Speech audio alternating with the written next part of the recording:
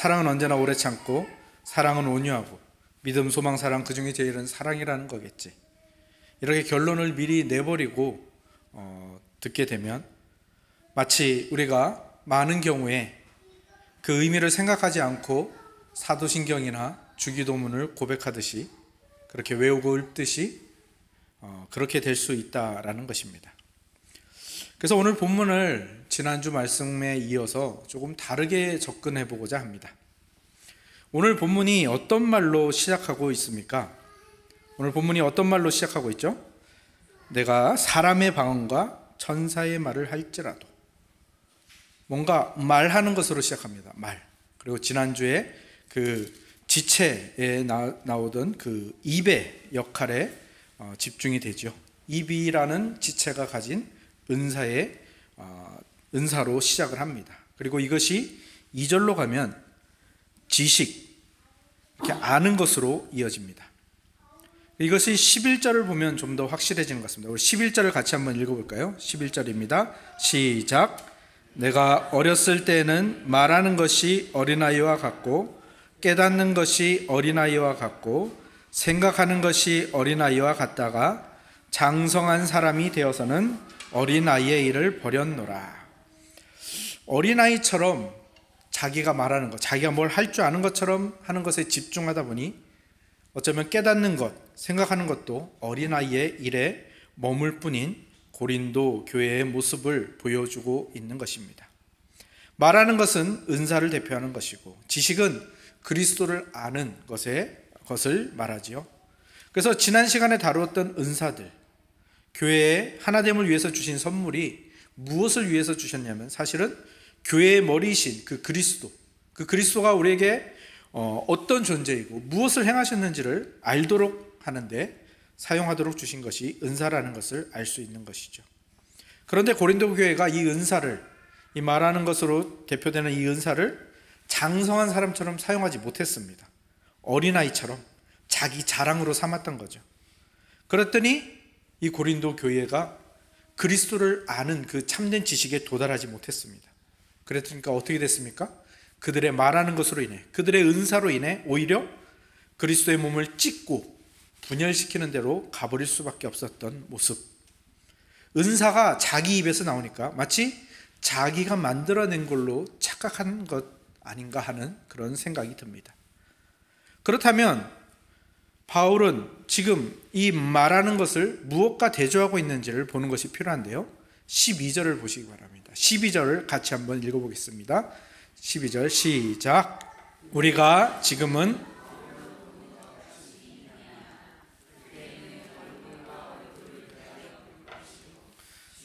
내가 부분적으로 아나 그때에는 주께서 나를 아신 것 같이 내가 온전히 알리라. 아멘. 말하는 것, 즉 입이라는 지체가 가진 그 은사와 비교해서 나오는 것이 무엇인가 하면 이 눈이라는 지체가 가진 은사인 보는 것, 그 보는 것으로 예수 그리스도를 아는 것, 깨닫는 것, 이렇게 가야 하는 것을 그렇게 좀 더 발전된 개념이 보는 것으로 보여지게 되지요. 바울은 장성한 자의 일을 표현하기 위해서, 장성한 자의 모습을 표현하기 위해서 밖에서 들어오는 이 시각을 사용합니다. 자기 안에서 나오는 것, 입이라는 지체가 가진 말하는 은사로 그리스도를 알게 되는 것이 아니라 그리스도를 보고 그리스도를 만나는 것으로 그리스도를 알게 되는 것을 강조하려는 것 같습니다. 말하는 것으로 대표되는 은사를 잘못 사용해서 분열되고 찢어진 부분을 고칠 수 있는 처방으로 그리스도를 보는 것을 제안하고 있는 것이지요.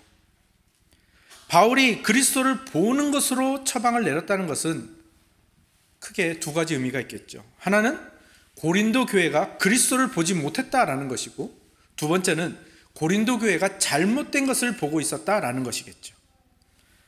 왜 오늘 본문이 그리스도를 보는 것으로 이어지는가?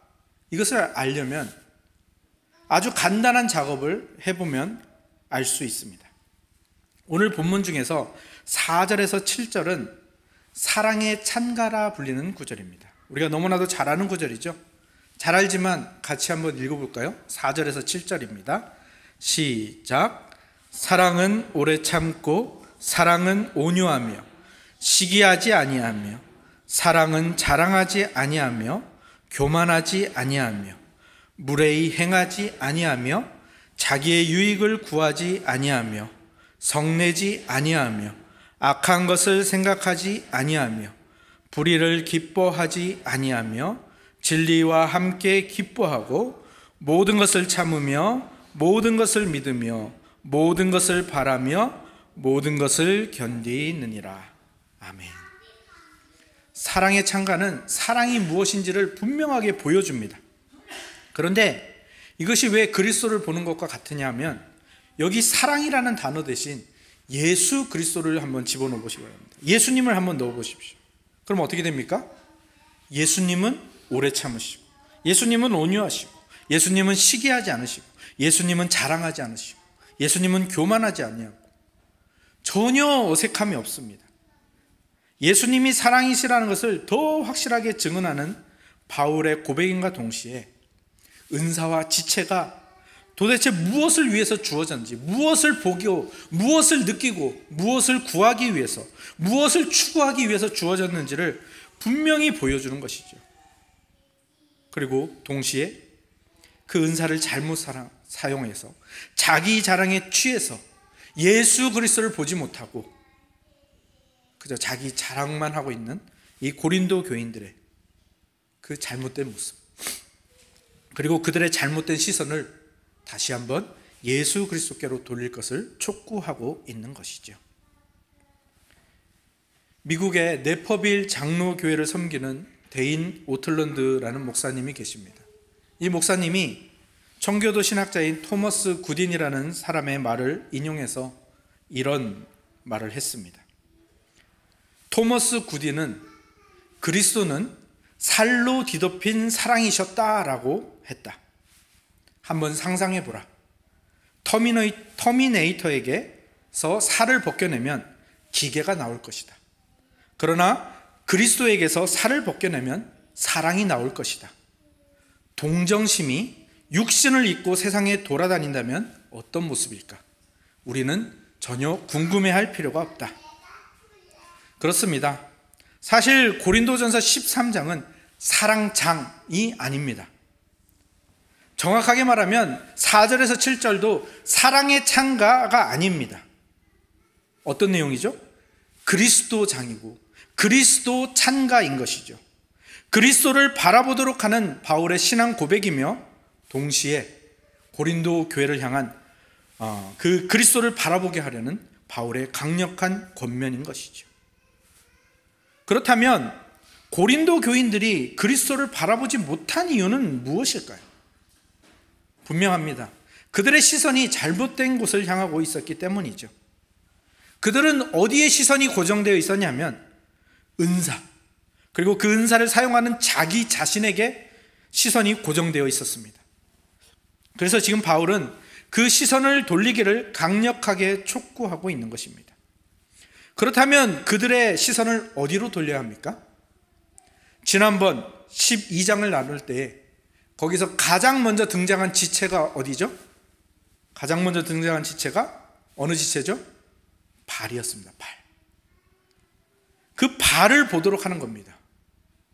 그 발을 본다라는 것은 가장 잘 보여주는, 그 발을 보라고 하는 그 권면을 가장 잘 보여주는 이야기가, 강력한 사건이 요한복음 13장에 나옵니다. 요한복음 13장은 예수님의 그 유월절 식사, 모든 사람들이 최후의 만찬이라 부르는 그 첫 성찬에 대한 이야기가 나오는 장이죠. 그런데 요한복음 13장은 다른 복음서와는 달리 떡과 잔을 나누는 이 성찬의 모습이 나오지 않습니다. 나중에 떡을 이렇게 찍어서 가룟 유다에게 주셨다는 이야기는 나오는데 떡과 잔을 나누면서 그 성찬을 나누는 이야기가 나오지 않습니다.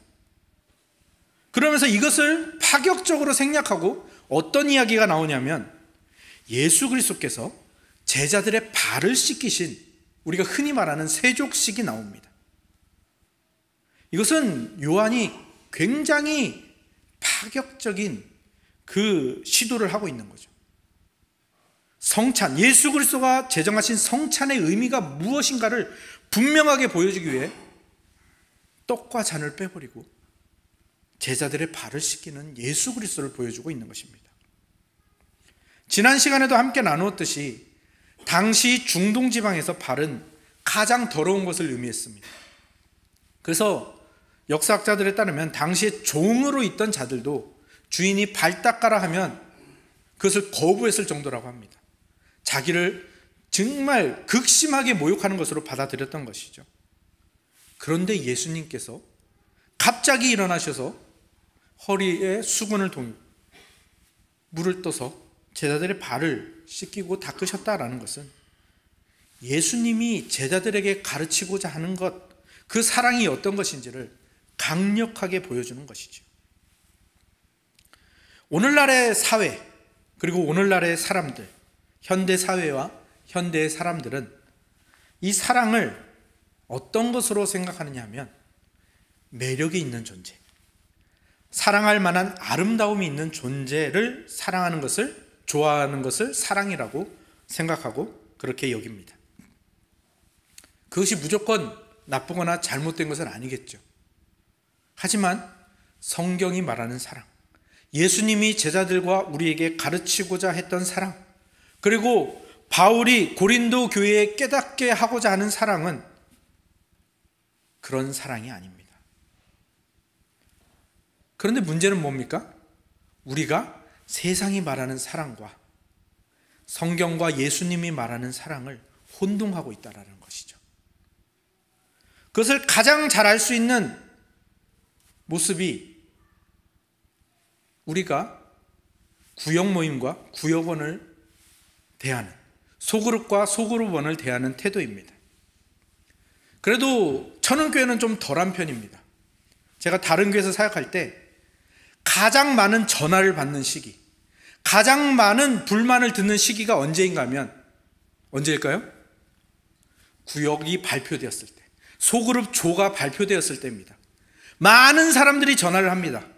뭐라고 전화할까요? 왜 저를 그 구역에 넣으셨나요? 저 구역원들이랑 저는 안 맞아요.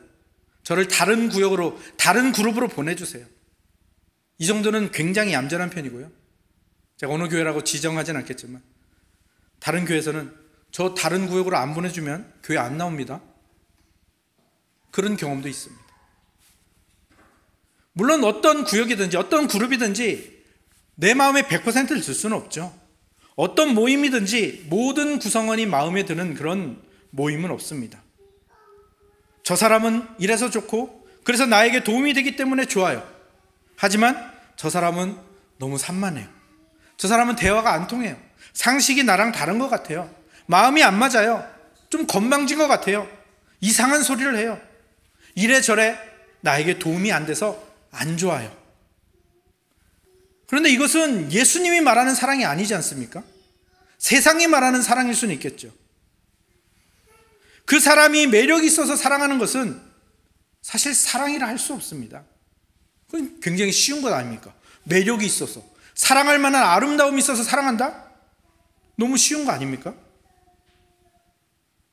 그리고 상대를 사랑하는 게 아니라 대부분은 그 매력 있는 상대를 통해서 나도 이 정도 매력이 있다라는 것을 보여주고 싶은 자기 과시에서 비롯된 것이죠.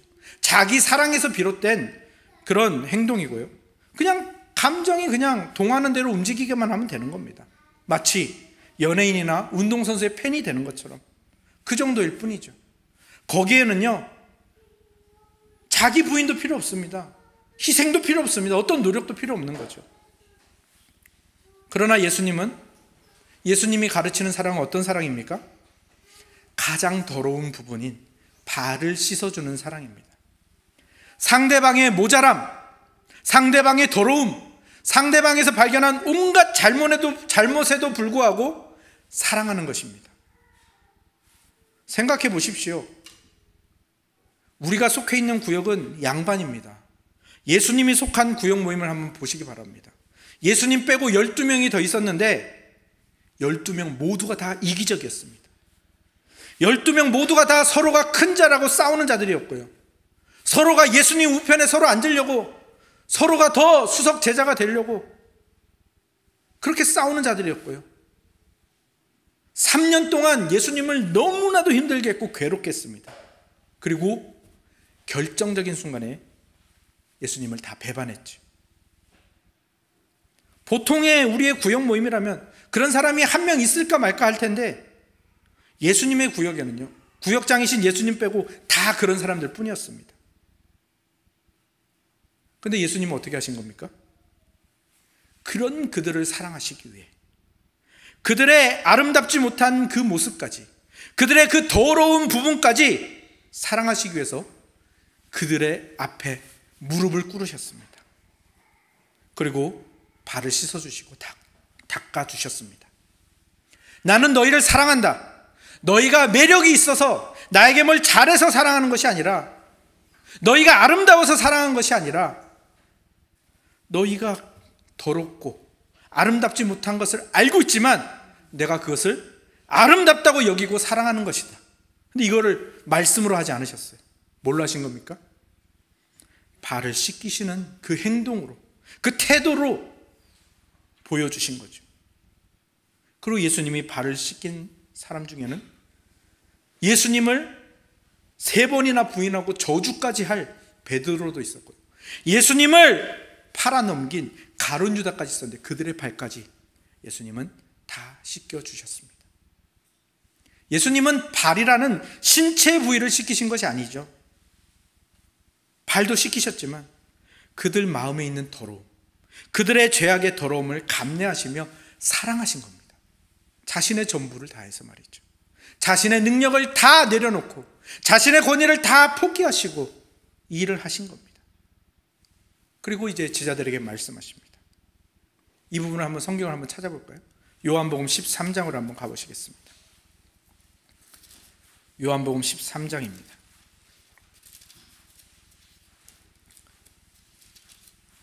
제가 가진 성경으로 170면에 있습니다. 오늘 본문을 표시를 해두시고 요한복음으로 가셔서 요한복음 13장 12절에서 17절까지 말씀입니다.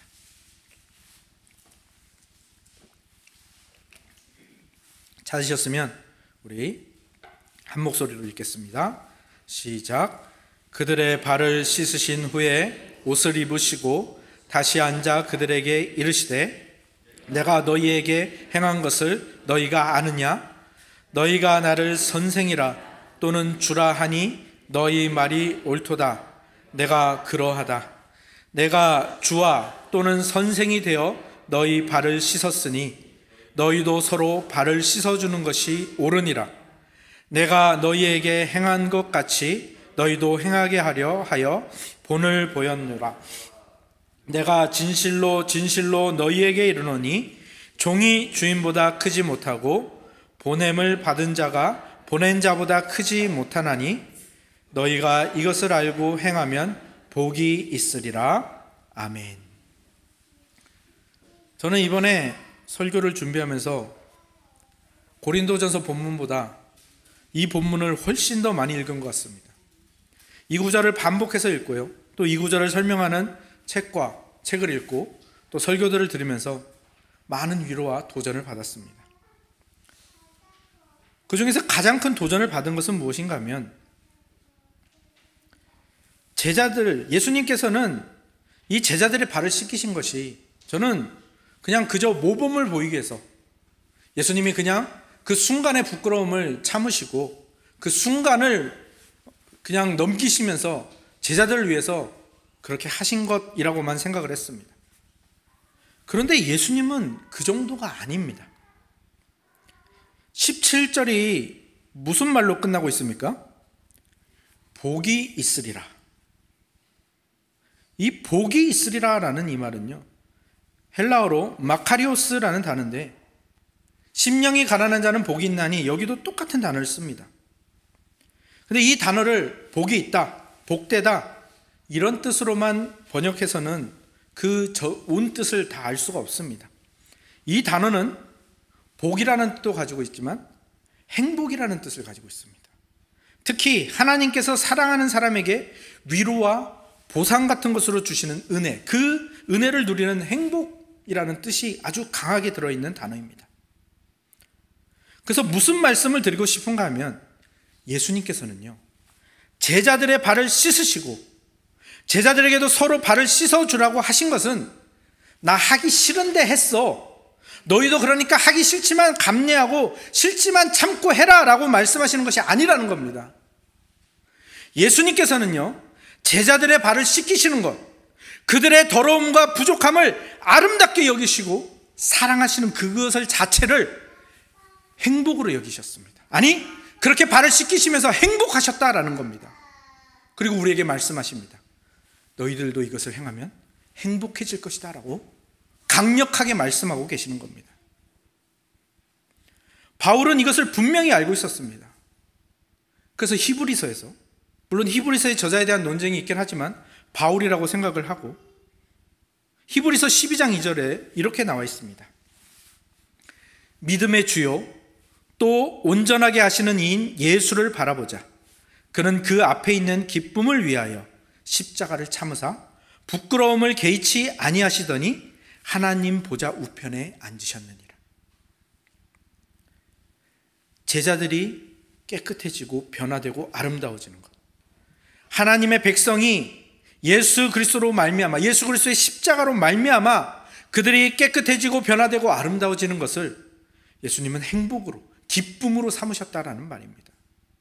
그래서 그분이 십자가를 참으신 것이지, 그분이 막 고통을 좋아하시거나 그냥 뜻없이 무릎 꿇으시는 그런 분이 아니셨다라는 겁니다. 그분이 행복해지기 위하여, 그분이 기뻐하시는 일이기 때문에 십자가를 지신 것이고 제자들의 발을 씻기신 것이라는 뜻입니다.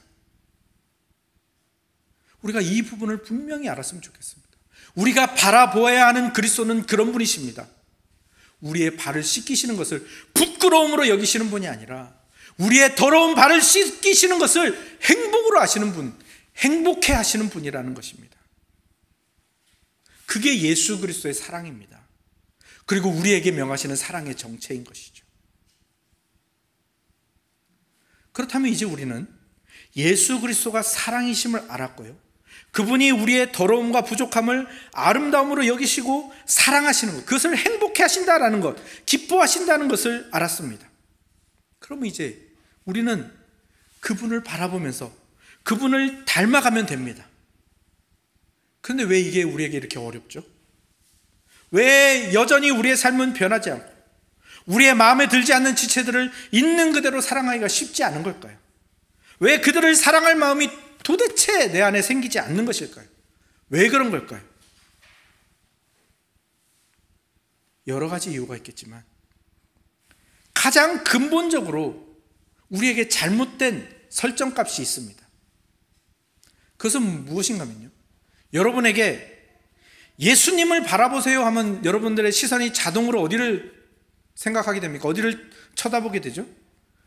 위를 쳐다보게 됩니다. 예수님을 바라보세요 하면 위를 쳐다보게 됩니다. 예수님이 승천하셨고 하나님 우편에 앉아 계셔서 그런 것일까요? 근데 저는 이 예수님을 바라보는 이 시선의 방향부터 우리가 바꿔야 한다고 생각합니다.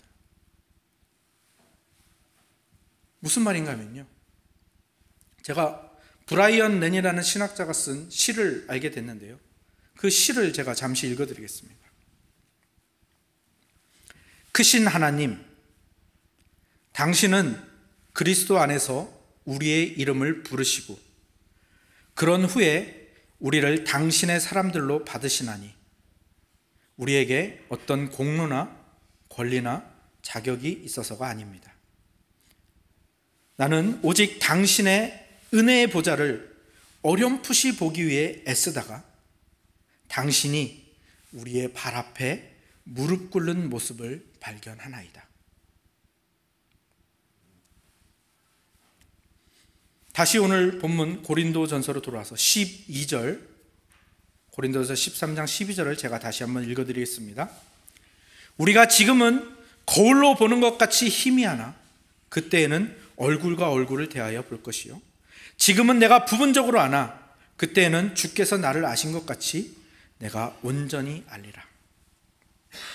우리가 위에 계신 주님만 바라보고 위에 계신 주님만 소망하며 위에 계신 주님에게만 시선을 맞춘다면 우리는 희미하고 어렴풋하게 예수 그리스도를 볼 수밖에 없습니다.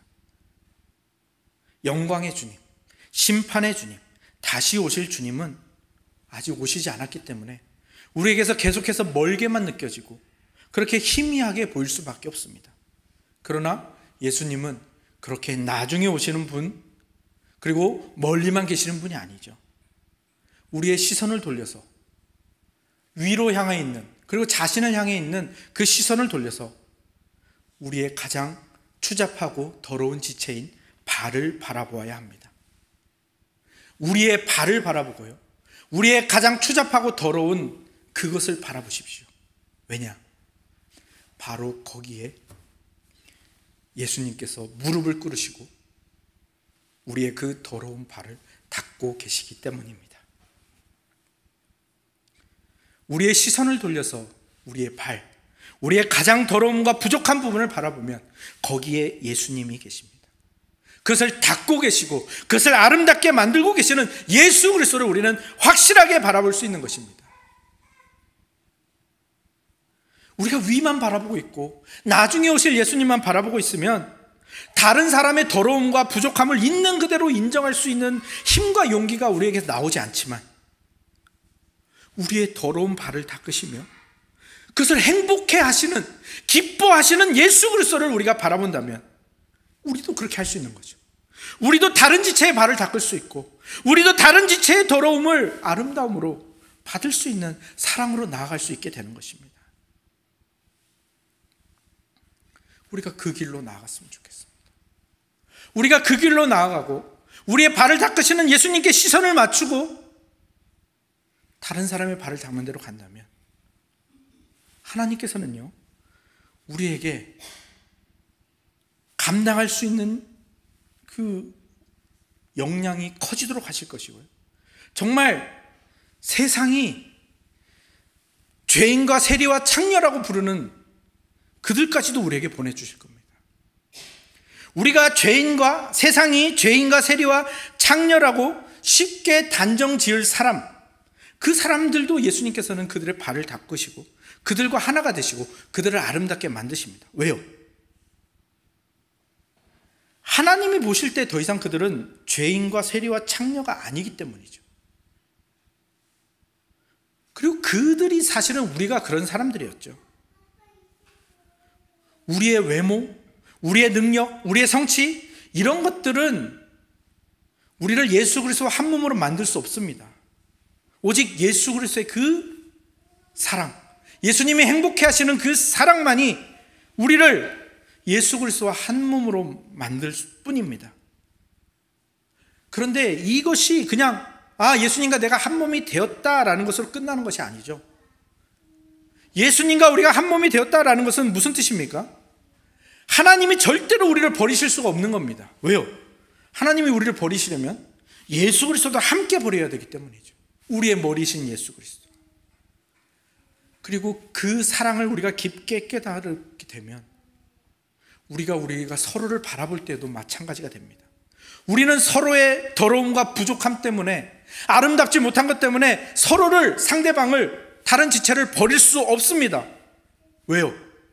그 사람을 버리려면 예수 그리스도도 버려야 하기 때문입니다. 그래서 우리가 시선을 예수 그리스도에 고정한다면, 우리의 발을 닦으시는 예수 그리스도에 우리의 시선을 고정하면 어떻게 되는 겁니까? 서로의 발을 닦을 수 있는 존재가 되는 겁니다. 저는 이것이 우리 공동체의 정체성으로 자리 잡기를 원합니다. 이 정체성이 굳게 자리 잡으면 우리는 이제 더 이상 그냥 공동체, 그냥 교회가 아니게 됩니다.